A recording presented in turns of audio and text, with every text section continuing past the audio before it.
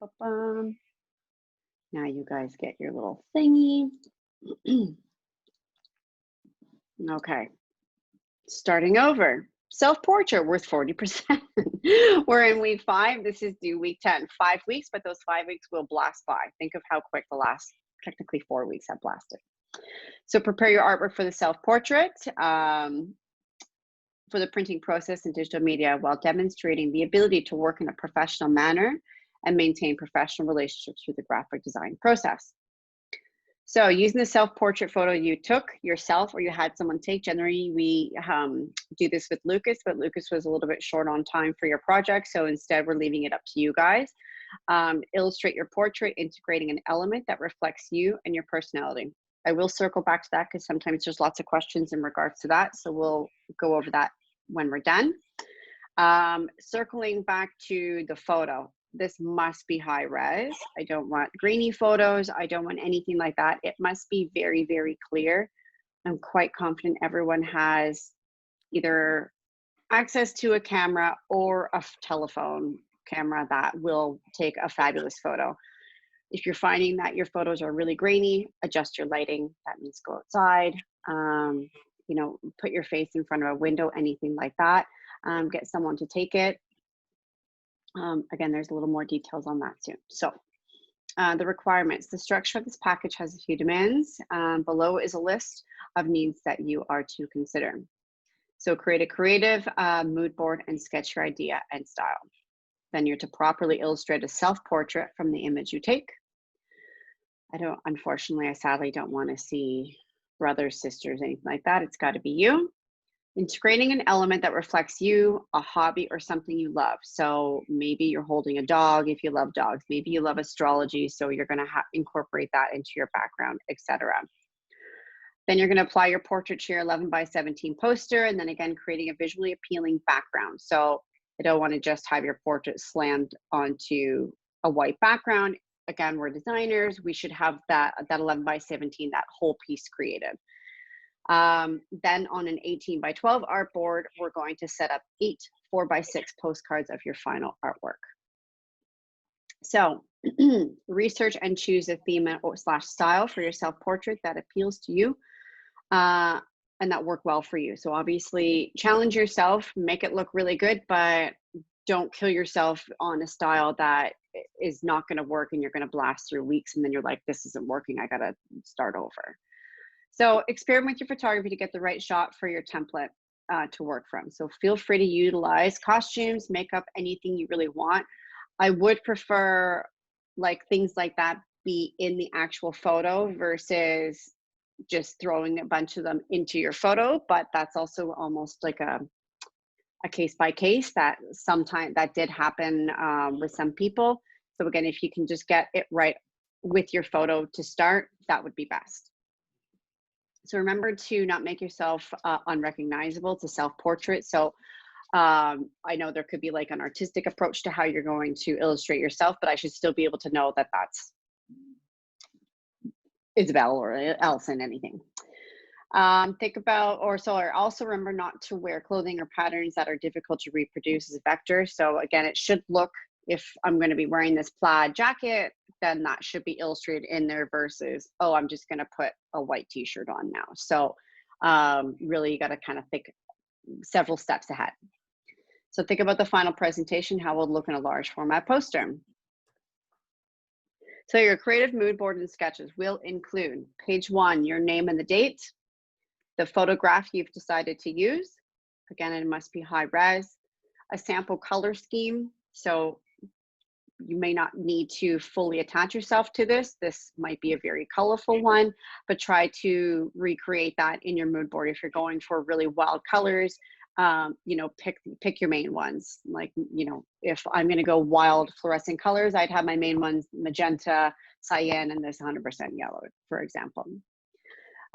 Sample or samples of the digital vector style that you're inspired by and want to emulate. There may be multiple styles that you want to incorporate into the illustration, but it should result in obviously a cohesive look and feel. So, you know, there's, for lack of better, you know, like cubism and realism, you know, they're two totally different things. If you can get them to work together, then go for it. But obviously, again, it should look cohesive and good. And then visuals / inspiration of the object / element you're incorporating. So again, for instance, if it's astrology, then I have some imagery of different, maybe it's different vectors, maybe it's different photos that I'm going to almost recreate into my final artwork. Page 2, then I want you to sketch that all out. And then I want to see a little rationale explaining your proposal, explaining what that element means to you, explaining any little detail that you think would be important for me to know. So I really like this design style. I really like dogs, so that's why that's there, etc. So it doesn't need to be a novel. Keep it short, a paragraph. Your final hand in. Again, this is week 6, so you have next week, which is reading week, and the end of the following week. So create one PDF of those 2 pages, saved as a PDF with your student name, moodboard.pdf, and then submit into the Dropbox at the end of week 6. So then we're going to get into our actual illustration. So we have one document in Illustrator. Create an 11 by 17 document. Be sure to include bleed. Always, no matter what, just include bleed, at least an 1/8 inch. Import the photo you've chosen as your template onto layer 1, change it to layer 1, scale it back or screen it back a little bit. You can rename that layer.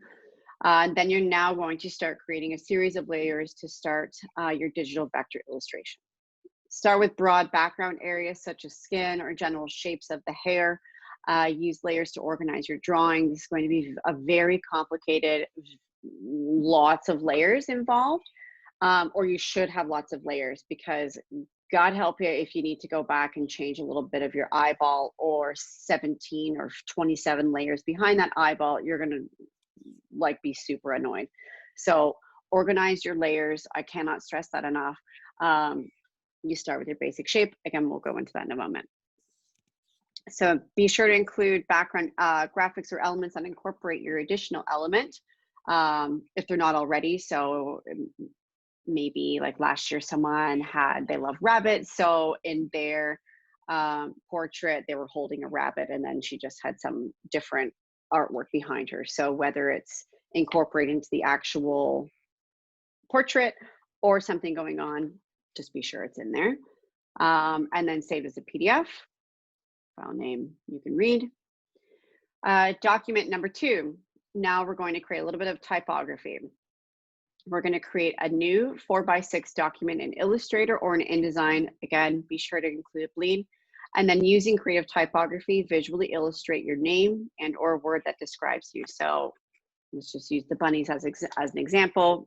On that 4x6, it says bunny, and it's written in a beautiful font. Maybe it has some elements that link to bunnies, or maybe it's the word astrology, or maybe it says Kristen Hickey, maybe it says Allison, etc. So lots of freedom here, but it should be obviously at least one word. Save that, and then we're going to set up little postcard versions. So now we're going to go into InDesign. I will be walking you guys through how to create this. We create an 18 by 12 document in InDesign, and then we're going to set up 8 boxes that are 4x6 in size. It will have crops and bleeds. And then it has to be done this way. I'm waiting on confirmation to see if we get these printed, because lots of times you guys, like I said, you put a ton of work in these. They look really good. It's nice to have them on hand. So I'm hoping we can figure out how we can get those printed and in your hands at some point. So the postcard versions are kind of fun. But in order to do this, we need to make sure that they're set up the exact same. So it must be set up how I instruct and centered into the page. So set one page up, make sure it's bang on perfect, and then just duplicate that page so you now have 2 pages that are exactly the same. Now on page 1, you're going to import your final poster artwork, making sure you import that with your bleed as well. There will be some trimming because the 11 by 17 doesn't scale exactly to 4x6, but it's not, historically hasn't been a big problem. And then you're going to go to page 2 and you're going to import all of that typography that you created on your 4x6. You're going to import that onto the back. So essentially when you're done, you have your portrait on the 4x6 on one side and then the typography on the back side. Then your final 2-page postcard document will be saved as a PDF. And then your final hand-in is your final PDF of your portrait and your final PDF of your postcard, zipped together, handed into week 10. Last but not least, here we go. We're introducing the proposals and the mood boards. That's due on the 23rd. There will be time to have one-on-one meetings if anybody would like to. There will be weekly tutorials for the project and the availability to have the one-on-one meetings as we move along. So you guys are welcome to continue to have some updates with me. I do want to see a progress or check-in on week 8. I just want to make sure you guys have made a substantial progress on it and you're moving things along. And then week 10, bada bing, bids due.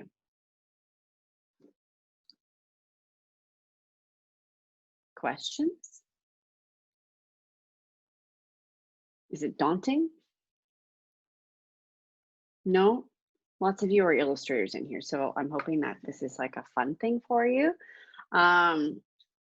So it's just, it's a bit of a beast because there's a lot of little details that are involved in it. So, and it's like I said, it's a big project. A lot of people just get hung up on the details of like, I don't know where to start. I don't know how to start. Just start. If it's not working, don't go too far, move on, try again. That would be, I would say, the best advice I could give you for this sort of thing. I mentioned it, I think the first week. I'm just going to take a little sip here. The poly style, poly style illustration. Do you know what the heck I'm talking about when I say that?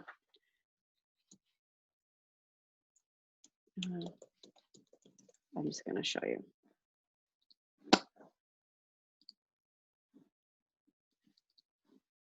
This business. So these sort of things looks really cool. It is incredibly difficult to do, but there is a plugin to get that. So unfortunately, because of a plugin, it can't be accepted. So none of that, unless you can literally prove to me that it's yours. So I had someone that really wanted to do that, and he was literally showing me week by week how he was creating it. So, and all the issues he ran into as well. So unless you do want to do that, that's fine. But it really, really needs to be obviously your own. No live trace. I do not want to see a live trace. We can tell if it's live trace. There's like a million little nodes when it's live trace, so none of that. That's kind of it on what you can or cannot do. I'm going to go ahead and share again. So mood board sketches, the 23rd. So there is a Dropbox set up for that right now. I'm gonna slide this over here. Can you guys still see my canvas, or do you see the poly? Anyway, what do you see? Poly. You see the poly? Thank you. There we go. Now you see canvas? Okay, thanks. So your mood board and sketches, all of those details, I did actually just pop them all in here as well, so you can reference them here. And again, or like I was saying, please submit the files as is, or there will be marks deducted. That's all part of your marks, is making sure we can follow those instructions and they're submitted as is. Automatic 0, again, if there was a live trace. So there's your work back. I will be importing a rubric for this as well, so you guys will see that.